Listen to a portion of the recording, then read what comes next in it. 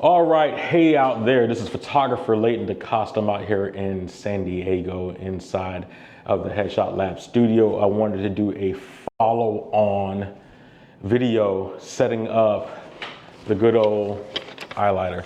Now the purpose of this video is just to show the time that it takes. And I'm gonna, depending on, hopefully it doesn't take too long. If it takes too long, I am going to probably go ahead and time lapse it in post, but just to show the time that it takes. And I'm not even gonna set a stopwatch. I've done this several times. I'll walk you through it. The big thing, and if you looked at the other videos where I talked about the SMDV Bonsa or the Angler Mini, and we talk about how easy they are to travel with or whatnot, this is the heaviest of them all. And the actual case is about the same size and length. The lightest one, I think, to me is technically the Bonsa. And just now, while I was doing this, the zipper pull came off. So I'm not gonna chastise this because I've actually had this thing for, I wanna say, when this came out, either 2019 or 2017, I've had this thing. So it's been a while, so I'm not gonna chastise it. They actually have several different models. This is the original portable model. So the first model that you may have seen for you old school guys is the metal one that was actually pretty heavy. Then they came out with this one once it got licensed, and that has this going on. And this is what makes it kind of hard to put together. So I'm going to put this together. First things you want to actually do as you get together is look at the elbows. And those are your elbows right there. You want to get your elbows together. Inside the studio right now, I have a celebrity, internationally known celebrity. And I think she's looking for a power outlet or something just now, but looked around. She is, you're gonna have to probably wait till another video to see who she is. She is, well, or you can use Google. She's the current Miss US International. She's the current reigning Miss International Americas. So she has crown after crown after crown after crown. See, now this is where it's getting me right now. See, this is exactly what I'm talking about. So anyway, I'm trying to push this in. You push the tab in, it goes in. That's the first bow. I'll put this down here. The second bow, and that's what happens when you're trying to talk at the same time when you're doing something. Second bow comes in, pushes in, and it should snap into place, just like that. Once those are in, you're gonna take your scrim, and this is gonna be the most cumbersome part. Well, I'll take that back. Second most cumbersome part, because for me, the most cumbersome part is actually lining up the rods. And speaking of the rods, you wanna make sure that when you are on the outside, that the rods will line up, and just to make sure, inside the spots or inside the holes. Now, the big difference between this and the Angler is that the Angler has closed holes on the outside. So you actually have to, there is a left and a right, whereas this original model of the Westcott, both sides actually have holes for the actual rods to go through. The rigidity rods, I don't know what they call those. I think they call them rigidity rods. And I'm gonna stand up for this because this is where it starts getting cumbersome, and I'm gonna need a little bit more flexibility. And this is kind of like I said, if you were just showing up, most guys that have these, that actually have their own studios, they will actually just leave this in place and never break them down, because it is a headache to actually set up. But once it's set up, you're good to go. There goes one. And for the record, just to make sure that before I get thrashed in the comments. This is not a how-to. This is how I set it up. This is not how to set it up. There's probably an easy way. There's probably a way that I am messing up, or there is a way that you just saw. Oh, and let me go on the floor, because on one side it's getting rigid, on the other side it's not. And there we go, we're out. Bend the bows back the other way. Now for me, once I like to take the rods and put the rods in first on one side just to get some stability going. So I do the rod through the hole first. And on this side,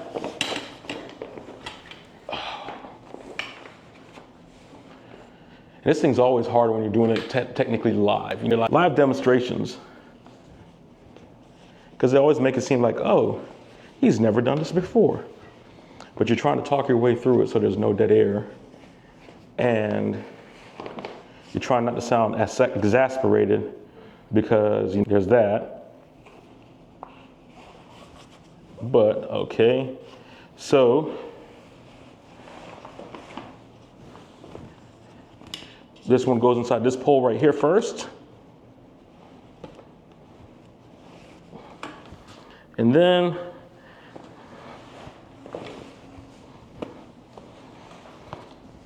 the other one, I tell you, this is the reason why I got the Bonsa, because this is just literally even since I got the Avenger Mini, I haven't used this one, because it is such, once you get it set up, it's like, oh, my knees. It's like the RFI softbox from Profoto. Once you get them set up, they're great, but it's the headache to get them set up. Once again, this one goes through. This one goes through, now it's over here looking down at the ground because it lost me. And it says, but I'm not gonna actually bring it back up until, there we go. So it's right now looking at my feet, which doesn't make good video. But what ends up happening is that that's where it'll be a voiceover, and I'm about to say it'll be a voiceover, and then you'll turn around and actually have some other video over it. So then I actually have the actual bow made, but we're not done yet. We still got to put a bracket on there. And if you remember from the other videos with the Avenger, ooh, thanks. You had one job? No, stop. She's like, I didn't even know that was my job. And we're still recording, so, oh man. In case you want to know what happened, see, this is where you talk about you're in a small studio. And I'm actually going to leave that in. I'm actually going to leave that in, because you're in a small studio and stuff like that happens, right? This adds to my point that this thing is cumbersome. So what do I do now? You see why I say that this is a headache to set up? And this is big, this is huge. But it adds a great light. So this will be the first one that we will shoot with when we come in there. The second one afterwards would be the Mini. And the third one would be the new Bonsa. So then I still got to add the rigidity pole for the bracket. That has to get locked in. And once that gets locked in, you just got to make sure the teeth line up. There we go. So you got to make sure, I tell you what, man, this is an awful video. I'm gonna post this for poops and laughs, because this is, man. But Got the teeth lined up. And I know I'm complaining. In reality, is it a long, long time to put this thing together? You can put this together in 10 minutes, right? So I can't really complain. I don't think it's been that long. Here we go. That is on. Last thing. You see, like I said, it's cumbersome. Last thing to go on. Oh, we got to put our actual bracket on for the light stand. And even though technically I say light stand, but I guess technically it'd be the support stand. I mean, if that's what we are really trying to be technical about. And once that's in, now one thing about this one right here, it's already at a predetermined angle. And once it's on that predetermined angle, you cannot adjust it any more than that. Ooh. So I'll put this over here.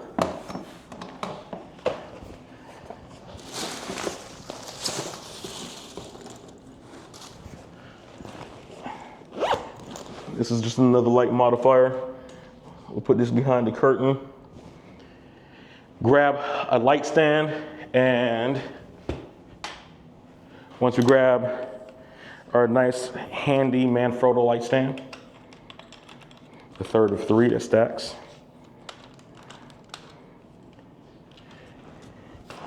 Then we can put this on, and let me move this over to the side because this thing is huge.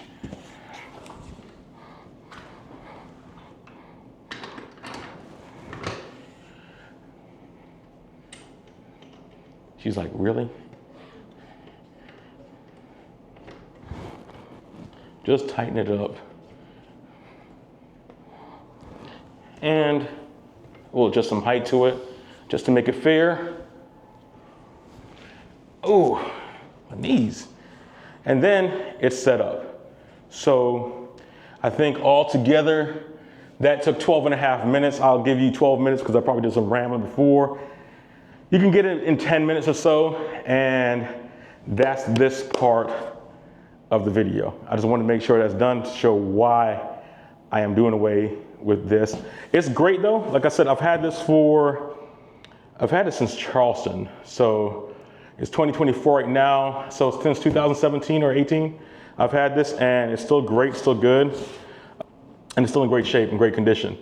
So, but it's just something that for me, it takes out the time for a mobile headshot studio or headshot lab. It doesn't work too well for that purposes. So, what we're gonna shoot, I got Kenyatta Beezer. I know I told you, right? In the house right now. I'm gonna set up, we're gonna do another video, and I'm gonna do the headshots with that, and then we'll see how that goes.